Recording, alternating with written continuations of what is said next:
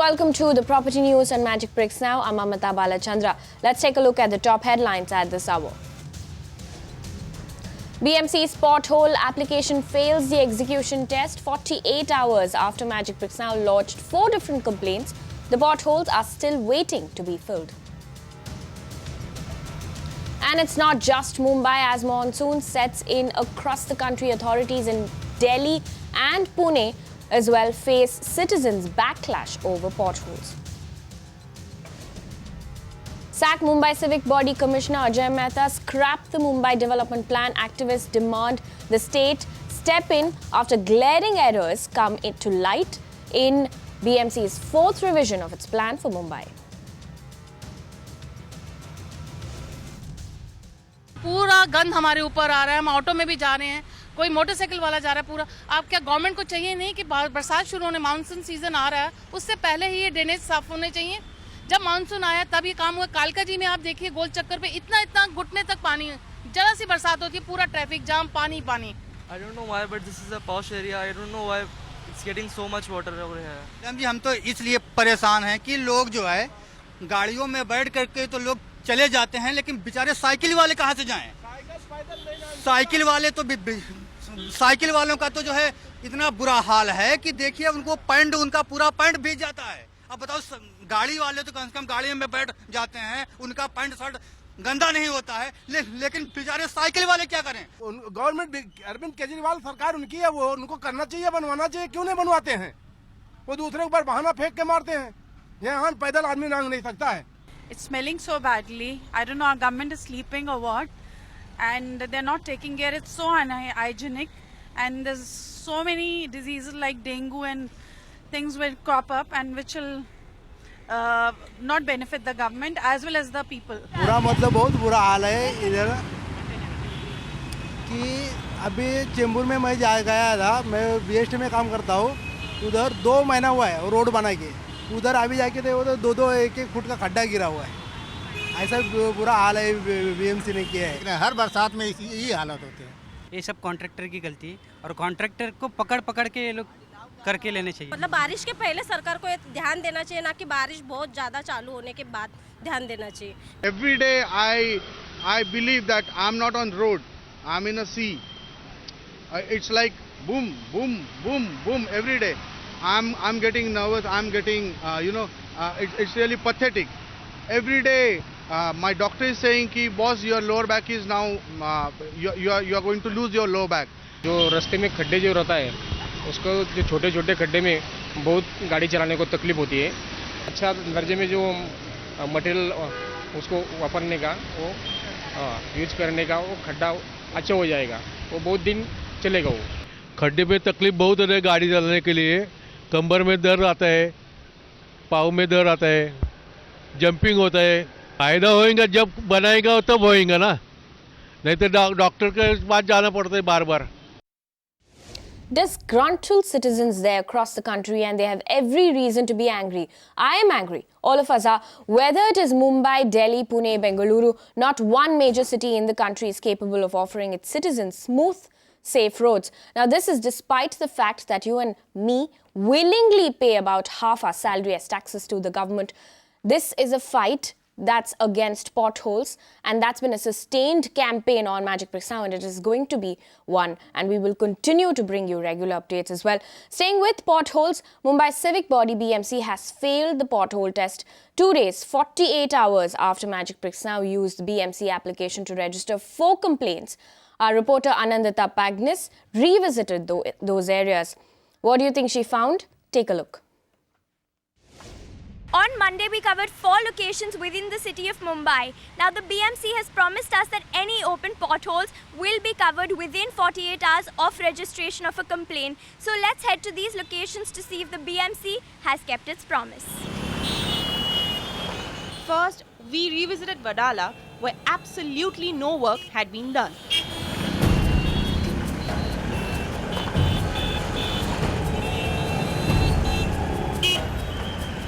Our next stop was Chembur. Again, the same situation.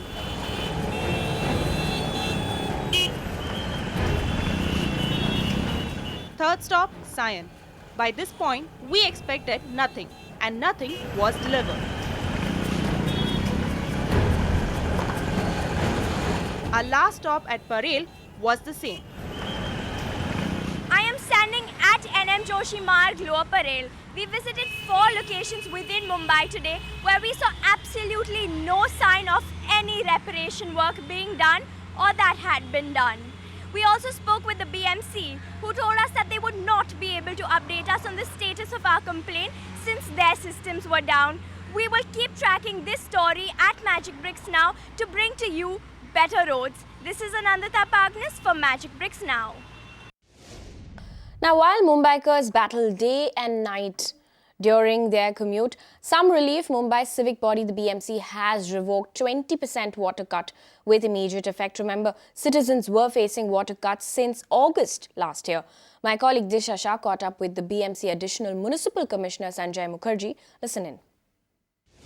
20% of the water cut withdrawn with the immediate effect. So tell us more about it. I mean, how much water is already available in the stock, and going forward, if at all there are no adequate rains, enough rains that we are witnessing right now.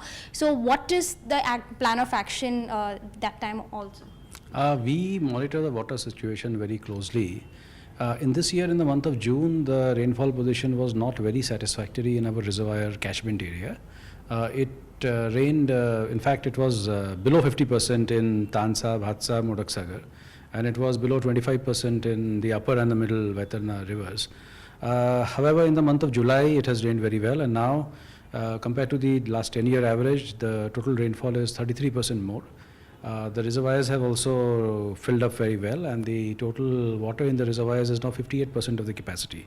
So this being the condition, today the matter was discussed in the standing committee, and there it was decided that the water cut shall be removed, and that will be in effect with immediate effect. Okay, and talking about areas because we know that since August last year there were many areas that were affected with the water cut. So which all areas can see a huge relief with this? Yeah, I think we have been very, very careful in maintaining the pressures of water, and therefore the areas which are of challenge are essentially the areas which are at the far-flung places compared to our hydraulic network, the ends of the hydraulic network, that is one. Secondly, areas which are height. So these were the two places which were adversely affected, and the key to manage that hydraulically is to maintain adequate pressure, and that we took great care in managing. And of course, these areas would have an immediate, it will be easier to manage it, so they would get an immediate relief. So will this be applicable only to residential or commercial as well? Because we know that commercial establishments used to face 50% of the water cut more or less. So will this be applicable on commercial establishments as well? Yeah, we took a decision to throttle the connections of commercial establishments by 50%, and residential cut was something like 15%. But now this the withdrawal will be common across the board. Common. So what about the 30% of the water cut on the commercial front? How will that be managed? They'll go back to their original supply. Now, in what should bring some cheer to Mumbaikars, Cooperators cutting across party lines have demanded an e-tendering process for all the proposals which cost above 3 lakh rupees. Now, this, they claim, will reduce corruption. But will BMC roll it out? Listen in to what Additional Municipal Commissioner of BMC, Sanjay Mukherjee, has to say. Cooperators, they want, all the proposals which are about 3 lakh rupees should come under e-tendering process. So what does BMC have to say on that, and what is the status on that? Well, I think I should clarify. See, the MCGM Act, the Mumbai Municipality Act, has a section called as Section 69. Section 69, read with Section 72, decides how you deal with the tenders in this corporation. The law says that if the amount is more than 3 lakhs, then it has to be e-tendered. You can't just do a tender, you have to do an e-tender. So similarly, e-tendering is done. But the law also provides in Section 72, subsection 3, that in any case where it is not possible to do a tender, like or if it is a proprietary item. So in such cases, you may purchase things without a tender, but with the approval of the standing committee. The issue that was raised there, it was two issues. First issue was that it should not be used Rather, it is being misused by the administration. And the second point was that it should be allowed for the municipal fund. Now, as far as the question of the municipal fund is concerned, the norms of the municipal fund are decided by the government, and we follow whatever norms are there. As far as the other part is concerned, that is misuse of 72(3), I have made a detailed nivedan, as they say, before the committee, and we have convinced them that whatever is done is as per the law. We'll issue a circular clarifying the position and reiterating the stand. Now, while we spoke of Mumbai and its road mess, the Pune Municipal Corporation is getting its act together on potholes. Now, the PMC Commissioner has approached the experts, the Central Road Research Institute in Delhi, to help the civic body tackle the city's problem of recurring potholes on the road through a detailed survey. Earlier today, we caught up with Kunal Kumar, Municipal Commissioner of Pune, on the phone line. He tells us how the Municipal Corporation is working towards curbing the issue of potholes. Listen in. In Pune Municipal Corporation, we have, created a complete urban design cell behind roads now. And we started looking at roads as edge to edge between the two property lines on the both the sides. So it includes the footpath, includes the street furniture, it includes medians, dividers, drainage systems, everything. Unless we plan for roads in all these dimensions, typically, one example which proves this is, a road of excellent quality may also have potholes tomorrow if you don't have proper drainage systems on the sides, because water cannot drain out. And if there is ample amount of rain happening in that city, then any good road meeting any good standards also will start having potholes. So we have set up this road control room now in our corporation. There are GPS tracked road maintenance vans that we have introduced. And there is a call center. There are 10 dedicated channels, including Twitter, email, Facebook, mobile apps, from where people can just take photographs and send it to us. And then they straight away go to the road control center. All these pothole-related complaints are mapped on GIS and immediately relayed to the road maintenance vans in the city. And these vans go to the spot and, do the repair work. And then the red dot on the GIS turns green. So this is a new, kind of an IT infrastructure new thing that we have devised, which is really helping us this season to deal with the complaints on a real-time basis. This is a learning curve. There are a lot of iterations which are going to happen, and therefore we now got in touch with CRRI, which is the premier road research institute in our country. Now, citizens and activists are demanding that the long-delayed Mumbai development plan that has undergone 4 revisions be scrapped yet again. They are also demanding that the civic chief Ajay Mehta resign. The reason, the glaring errors that have cropped up again in BMC's promised error-free plan. Magic Picks now caught up with activists and resident associations who pointed these things out. Listen in. The solid waste management problem hasn't been considered. Here you propose more roads and more residential colonies and more this and more that. What about the existing solid waste management problems? Our dumping grounds are overflowing. Fires take place because of the waste, the methane gas and such inflammable gases being released, and fires catching fire.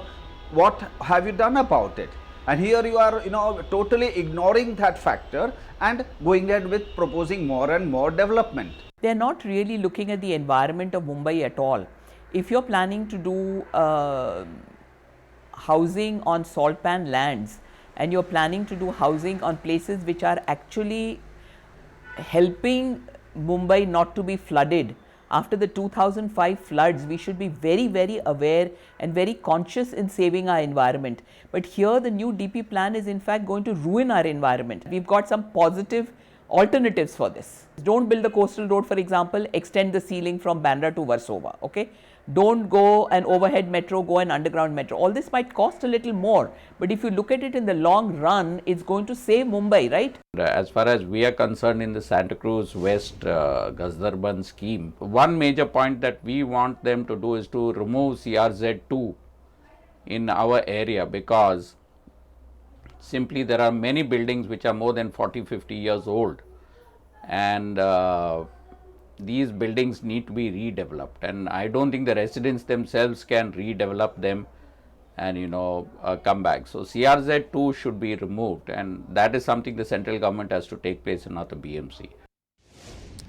Now, in the sustained efforts to make errant developers accountable, Magic Bricks now has tasted success.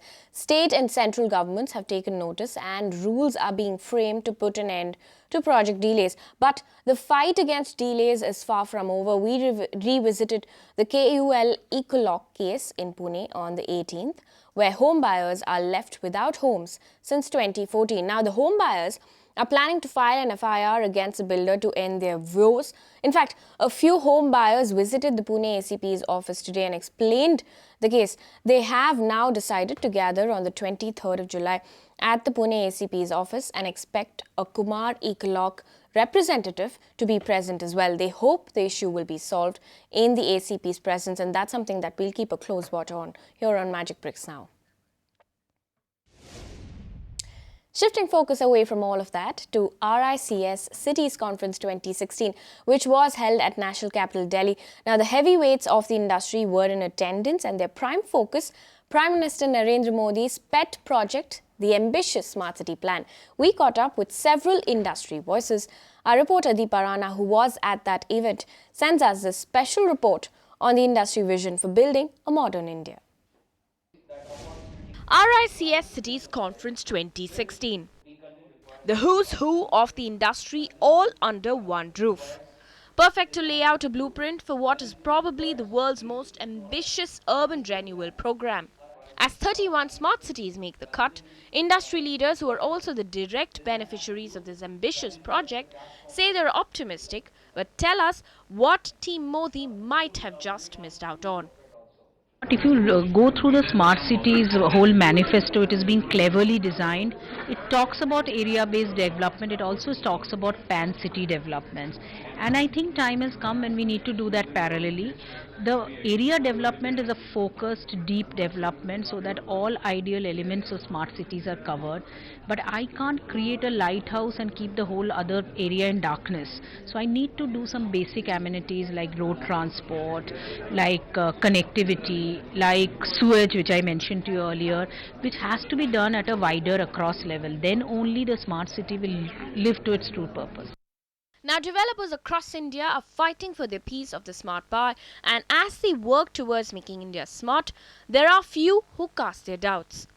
They ask, while making India smart is a novel move, there is an immediate need to attend to pressing civic issues as India marches to walk shoulder to shoulder with the modern world. There has to be one coordinated efforts between the local body, between the municipality, between the different sanctioning authority, and there is virtually no coordination, and that's basic reasons the city suffers. It requires a good amount of deliberations. After that, the things gets through. Important for all of us and all the civic bodies to come together, and there has to be proper integrations. I think the challenge is not a new idea. I think India has enough ideas, India has enough technologies available all over the place. It is just that we need to now start showing examples. Noida Expressway is a good example that, we are now able to connect Delhi all the way to Agra without any glitch in terms of traffic. There's no monsoon effect, there's no potholes, there's no waterlogging. So I think there are simple formulas, there's no out-of-the-box issues. It's just that the will of the implementation needs to be expedited. The Smart City project, which was once just vision, has indeed come a long way, and now it is time for action. India's 100 Smart Cities mission was launched in June 2050. So far, a total of 31 cities have been selected to get a smart update. As authorities burn the midnight oil to get their cities smart, experts at the RICS event brainstormed with Magic Bricks Now and offered their recommendations to take India to the next level. The most critical thing, in my opinion, for looking at, as far as implementation is concerned, is building up the capacity of the municipalities. The municipalities do not have the capacity to deal with a corporate work culture. Governance is really an important part of smart city. It should be. Delhi has got multiple agencies, and there are municipalities in India which doesn't have enough capacity, doesn't have enough people in the government to really to implement projects or even govern. While time will tell which cities will get smart and which will fall behind, one thing is very clear. PM Modi's Smart Cities program has galvanized people across India to step forward and participate in their city's development. As citizens take charge, it is time now for urban local bodies to deliver. With Deepa Rana in Delhi, this is Amita Balachandra for Magic Bricks Now. Moving on to weekend retreats, our correspondent Aditi Singh today travels north to this queen of the hills, Shimla. Take a look.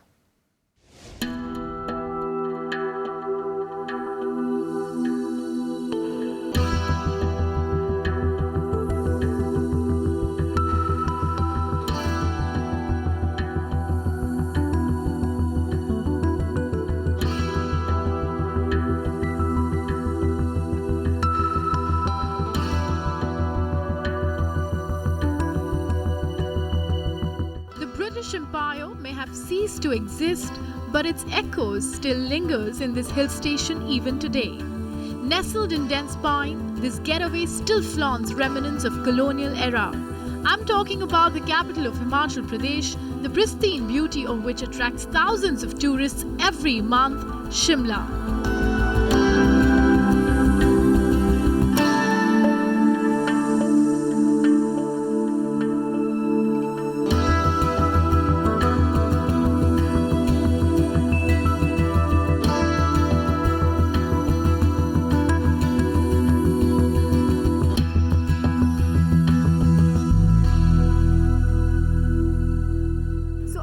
To the summer capital of the erstwhile British India, Shimla. Now Shimla is blessed with natural bounties, and this, coupled up with colonial structure, gives this city a distinct aura that no other hill station has. So come along and let's explore Shimla today.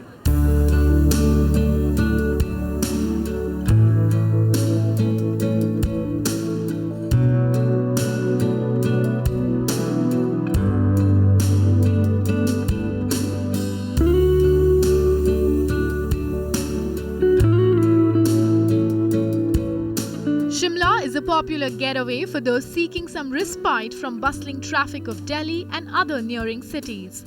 For those living in Chandigarh, it is just a 3-hour drive away, while for anyone planning a holiday from Delhi, you can either drive down for 7 hours or save some time and fly to the nearest airport in Chandigarh.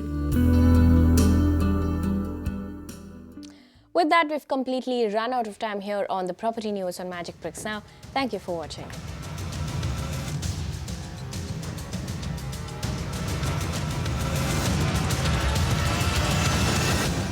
You can watch live TV on our website mpnow.in. Find us on Facebook at facebook.com/magicbricksnow. And don't forget to click the like button. You can also follow us on Twitter at Magic Bricks Now. To stay updated with all our programming, hit the subscribe button on our YouTube channel by logging on to youtube.com/magicbricksnow.